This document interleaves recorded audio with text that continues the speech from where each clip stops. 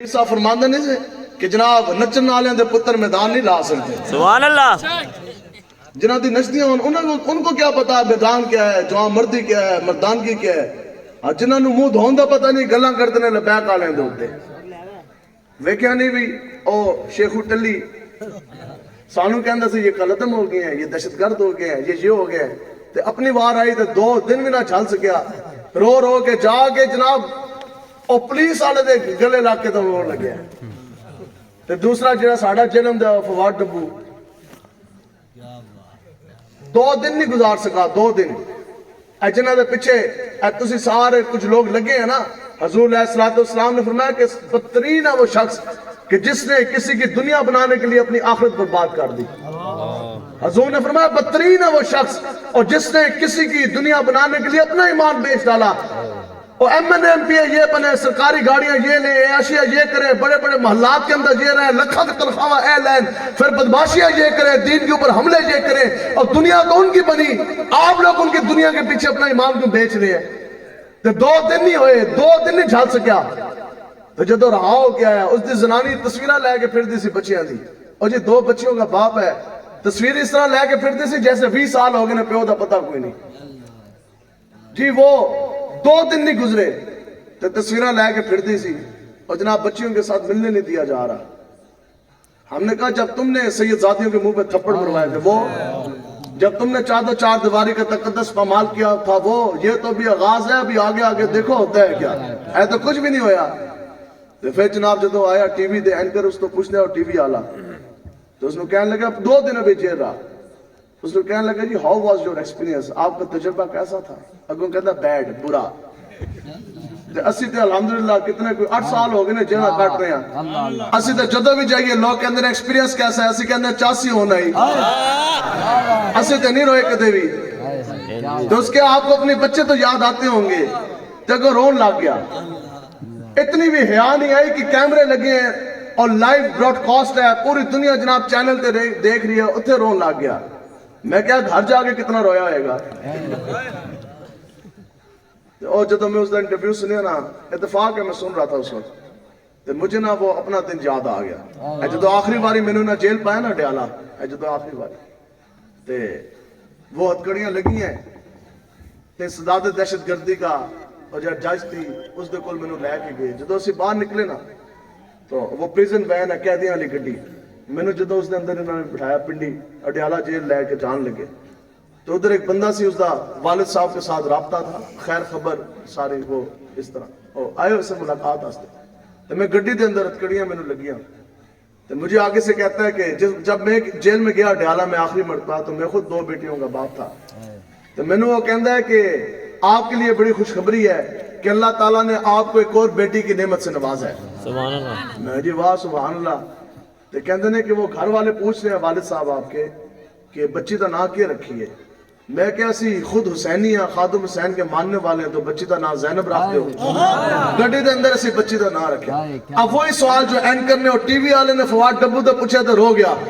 تو میرے تو اس پوچھا اس کے جی آپ ویسے آپس کی بات ہے, آپ کو بچے یاد نہیں آ رہے. میں کہ یہ کمال گل ہے, کروں تیرے نام پہ جاں فدا, نہ بس سے جاں تو جہاں فدا, تو جہاں سے پینا جی برا, کروں کیا کروڑوں جہاں. یا رسول اللہ لبیک لبیک یا رسول اللہ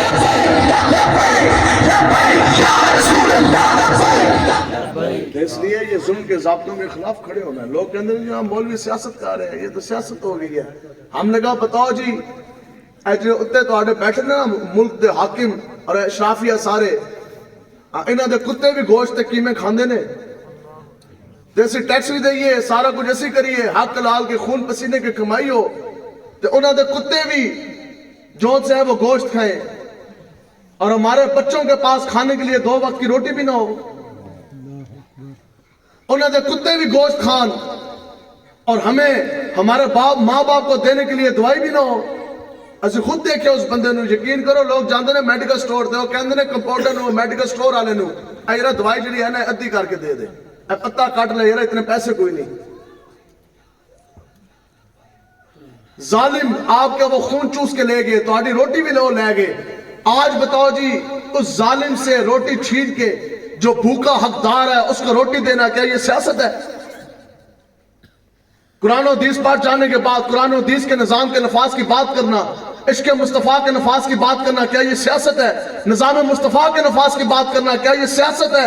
سنو، لوگ کہتے ہیں جناب تسی مولوی کس طرح ملک چلاؤ گے؟ ایسی کہتے ایسی گل کیتی نہیں کہ مولوی چلائے گا، نہ مولوی چلائے گا نہ تم چلاؤ گے، ملک چلائے گا تو رسول اللہ کا چمکتا دین چلائے گا انشاءاللہ۔ دین آیا، تاجدار ختم نبوت۔ تو ان کو کوئی سمجھ نہیں، اتنے بڑے حفیظ شیخ باہروں بلایا، مفتہ اسماعیل اندروں اٹھایا، اور جناب اسحاق ڈار باہر بلایا، یہ اتنے بڑے اکانومسٹ ہیں، تو یہ کیا پاگل ہیں؟ میں کہا یہ پاگل نہیں ہے، پاگل چھوٹا لفظ ہے، میں کہا یہ تو اللہ کے رسول کے دشمن ہے۔ سود کا نظام انہوں نے رائج کیا ہے نا۔ آج ملک پاکستان کی 99% نہیں، خدا کی قسم 100% معیشت اکانومی جو ہے وہ سود کے اوپر ہے۔ اور میں خود اکانومی کا سٹوڈنٹ رہا ہوں، اکنامکس کا، اور میں نے ایم بی اے بھی کیا ہے، میں اکنامکس کا سٹوڈنٹ بھی رہا ہوں، پھر میں نے کمیشن کا امتحان پاس بھی کیا ہے، پھر میں نے پولیس کے اندر 9 سال انسپیکٹر کے طور پہ نوکری بھی کی ہے۔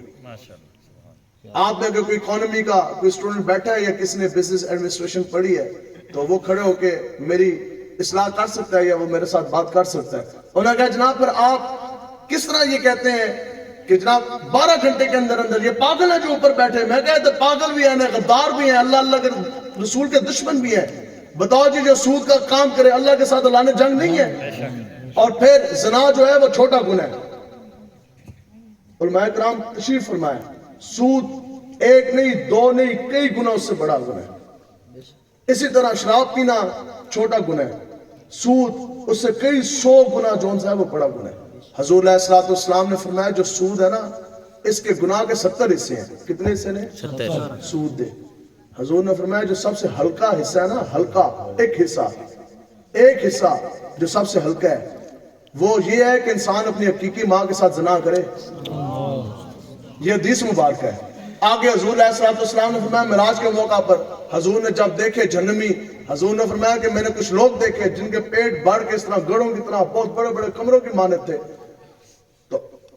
ان کے پیٹ جو ہے وہ سانپوں سے بھرے ہوئے تھے۔ تو بتایا گیا کہ یہ وہ لوگ ہیں جو سود کے اندر ملوث تھے۔ آگے حضور نے فرمایا پھر جو سود لے گا، جو سود دے گا، جو سود کی دستاویزات لکھے گا، اور پھر جو سودی کا احترام کرے گا، اس کے ساتھ تعلق رکھے گا، اس کے ساتھ راضی ہوگا، آگے حضور نے فرمایا جو سودی کو اپنے گھر کے اندر پناہ دے گا، حضور نے فرمایا اس کے اوپر اللہ کی بھی لعنت، فرشتوں کی بھی لعنت، مجھ محمد عربی کی بھی لعنت۔ تو ملک پاکستان تو سارا سود کے اوپر کھڑا ہے۔ یہ کس طرح جون سے ہے یہ سارے معاملات ٹھیک ہوں گے؟ یہ تو تب ہی ہوگا نا جب معیشت قرآن و حدیث کے مطابق چلے گی، رسول اللہ کے فرمان کے مطابق چلے گی۔ تو بس بات اب میں سمیٹ رہا ہوں، وقت کافی ہو گیا، بس میں ختم کرتا ہوں۔ تو میں نے کہنے لگے جناب یہ پیٹرول جو ہے یہ 150 سے نیچے 12 گھنٹے کے اندر کس طرح آئے گا؟ تو میں چونکہ خود پولیس میں انسپیکٹر رہا ہوں اور میں لائن افسر بھی رہا ہوں، ایس او سٹاف افسر بھی رہا ہوں، پھر میں M T O headquarter بھی رہا ہوں۔ اگر کوئی ایجنسی کا بندہ بیٹھا تو ان کو سیٹوں کا پتہ ہے۔ جو ایم ٹی او ہوتا ہے نا اس کی یہ ذمہ داری ہوتی ہے کہ جتنے بھی گاڑیوں کی وہیکلز کی جو مینٹیننس ہے اور جتنے بھی جو فیول ہیں اور یہ سارا پیٹرول، اور پھر اس کے علاوہ میں نے خود ہم ٹینڈر کرواتے رہے ہیں، بولیاں کرواتے رہے ہیں، سارے کام ہم نے کیے ہیں۔ آپ یقین کریں کہ جتنی بھی سرکاری گاڑیاں ہیں یہ اگر فروخت کر دی جائیں اور صرف ان کی جو افسر شاہی ہے اور جو شرافی ہے، اگر ان کے پیٹرول کے کوٹے جو فری پیٹرول ان کو دیا جا رہا ہے اگر وہ ختم کر دیے جائیں تو 12 گھنٹے سے بھی پہلے پیٹرول جو ہے وہ 150 نہیں بلکہ اس سے بھی کئی گنا نیچے آ سکتا ہے۔ پھر میں نے کہنے لگا جناب اچھا اگر سرکاری پیٹرول افسرانوں نہیں دیں گے تو پھر حکومت یہ کس طرح چلیں گے؟ میں کہا آپ کا کس کی طرف اشارہ، کون کس طرح چلے گا؟ مثلا انہوں نے کہا جی جیسے ڈی پی او ہو جائے، ڈی سی او ہو جائے، پاک پتن ضلع ضلع دا ڈی پی او تے ڈی سی او کس طرح چلے گا؟ اور میں کہا جلیا سپائی 30,000 تنخواہ لے کے اگر وہ جیب سے پیٹرول ڈلوا کر موٹر سائیکل چلا کر اور جناب تھانے آ سکتا ہے ڈیوٹی تے تو ڈی پی او لکھاں روپے تنخواہ لے کے ڈی پی او نو موت پہن دی ہے اور کیوں نہیں جناب دفتر آ سکتا؟ بتاؤ جی عالم دین اور امام مسجد قرآن کے حافظ 12,000 روپے تنخواہ لے کے مسجد کے اندر نماز پڑھانے کے لیے جیب سے پیٹرول ڈال کے موٹر سائیکل چلا کر اور مسجد آ سکتے ہیں نماز پڑھانا ہستے تو ڈی سی او لکھا تنخواہ لینا والا وہ جیب سے پیٹرول ڈلوا کے وہ دفتر کیوں نہیں آ سکتا؟ آ سکتے ہیں کہ نہیں آ سکتے؟ پھر بس اتنی گل ہے انہوں دی عیشی ختم کرو ملک پاکستان سے فاشی ختم ہو جائے گی اور ان کے جون سے ہیں یہ جتنے بھی کھاتے ہیں سرکاری یہ ختم کرو ملک پاکستان سے فاقے ختم ہو جائیں گے ٹیکس اسی دئیے بھوکے اسی مریے پیسہ ہمارا عیاشیاں ان کی اس سے بڑی اور بدتر غلامی کیا ہو سکتی ہے تو غلامی تو نکلو لیکن گل یہی ہے گل اس کو سمجھ آئے گی جس کے اندر کوئی غیرت ہوئے گی اقبال کہتا ہے غیرت بڑی چیز ہے جہان تگ و دو میں پہناتی ہے درویش کو تاج سر دارا اقبال کہتا ہے سبب اس کا کچھ اور ہی ہے جو تو خود جانتا ہے زوال بندہ ہے مومن کا بے زری سے نہیں اقبال کہتا ہے آج جنہیں تسی ذلت کے اندر آگے نا اے یہود و انود دے جن کاڑی اتے بہ کے کفر چھا گیا اسلام کو انہوں نے نیچا کر دیا وجہ کیا اقبال کہتا ہے اس کی یہ وجہ نہیں کہ پیسہ نہیں اقبال کہتا ہے مجھے بتا کہ حضرت سیدہ کائنات حضرت آمنہ رضی اللہ تعالیٰ عنہ ان کے پاس کتنے تولے سونا تھا حضرت امی عائشہ صدیقہ رضی اللہ تعالیٰ عنہ آپ کے پاس کتنے تولے سونا تھا صحابہ نے تو پیٹ میں پتھر باندھے کھانے کے لیے کھجوریں نہیں فتح ہوا خیبر کا قلعہ 20 سالوں کے بعد صحابہ نے کھجوریں کھائی عرض کی یا رسول اللہ جب سے آپ کے نام کا کلمہ پڑا آج 20 سالوں کے بعد پہلی مرتبہ ہم نے پیٹ بھر کی کھجوریں کھائی ہیں لیکن ان 20 سالوں کے دوران کسی ایک صحابی رسول نے ایک دانہ بھی کھجور دا کسی کافر تو لے آئے بتائیں اگر لیا تو ہمیں بتائیں کسی ایک کافر نے کوئی 1 روپیہ 1 ٹکا بھی کسی یہودی سے یا مشرک سے لیا ہو اقبال کہتا ہے جو چاندے ہو نا کہ پوری دنیا کی بادشاہت کا تاج تمہارے سر کے اوپر سج جائے تو پھر غیرت بڑی چیز ہے جہان تگ و دو میں پہناتی ہے درویش کو تاج سر دارا اقبال کہتا ہے پھر تیرا کام یہی ہے کہ تو اپنے اندر غیرت ایمانی پیدا کر اور عشق مصطفیٰ اپنے اندر پیدا کرو تو انشاءاللہ آپ لوگوں نے تحریک کا ساتھ دینا ہے دیو گے جی انشاءاللہ باقی آقا و مولا کے حدیث پاک بات ختم حضور نے فرمایا کہ جس نے کسی ظالم کا ساتھ دیا اور اس کو یہ پتہ ہے کہ وہ شخص ظالم ہے حضور نے فرمایا تو اسے ساتھ دینے کے ساتھ آپ دائرہ اسلام سے خارج ہو جائیں گے اس سے بڑا ظالم کون ہے کہ جو اقتدار پا جانے کے بعد پارلیمنٹ کے اندر عقیدہ ختم نبوت کے اوپر ڈاکہ انہوں نے ڈالا اس سے بڑا ظالم کون ہے جو ڈی چوک میں جا کے لوگوں کی ماں بہن بیٹیاں نچوائے اس سے بڑا ظالم کون ہے جو مسجد وزیر خان کے اندر اقتدار پا جانے کے بعد فلموں میں کام کرنے والی لڑکی کو جا کے نچوائے اس سے بڑا ظالم کون ہے یہ تو قرآن کی نص ہے نا اس سے بڑا ظالم کون جو مسجد میں آنے سے لوگوں کو روکے جس نے مسجد کے منار سے سپیکر اتروائے جس نے علماء کرام حضور کے دین کے وارثوں کے اوپر پرچے کاٹے سید زادیوں کے منہ پر تھپڑ مروائے اور جناب کرکٹ میچ کروانے کے لیے 200 سے زائد مساجد میں تانے لگائے جس نے ممتاز قادری کو شہید کیا جنہوں نے محافظ ناموس رسالت کو گولیاں ماری جنہوں نے گستاخان رسول کو رہا کیا اور جنہوں نے سود کا نظام رائج کیا جنہوں نے آپ کی روٹی چھین لی جنہوں نے آپ کا خون جون سا ہے وہ چوس لیا جن کی وجہ سے لوگوں نے جون سا ہے وہ خودکشیاں کی جن کی وجہ سے شریف بچیوں کی عزت نلام ہوئی جن کی وجہ سے ان کے دوپٹے ان کی عصمتیں چھین لی گئی ان سے بڑا خدا کی قسم ظالم کوئی نہیں اور اگر آپ ان کی حمایت کرتے ہیں ان کو ووٹ دیتے ہیں ان کو سپورٹ دیتے ہیں ان کے اوپر پیسہ خرچ کرتے ہیں تو پھر حضور نے فرمایا وہ شخص اسی وقت دائرہ اسلام سے خارج ہو جائے گا اگلا آقا و مولا حضور علیہ السلام نے فرمایا پھر جس کے ساتھ تم نے اس دنیا میں ساتھ کیا اس دنیا میں بھی اس کے ساتھ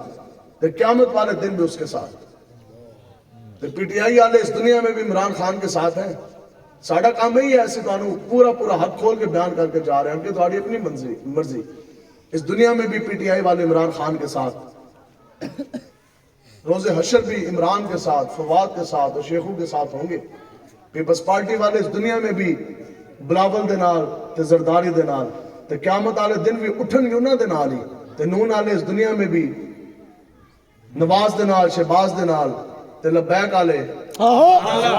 لبیک والے اس دنیا میں بھی ممتاز قادری کے ساتھ اسی اس دنیا میں بھی امیر مجاہدین علامہ خاتم حسین رضوی کے ساتھ اور انشاءاللہ قیامت والے دن بھی ہم لبیک والے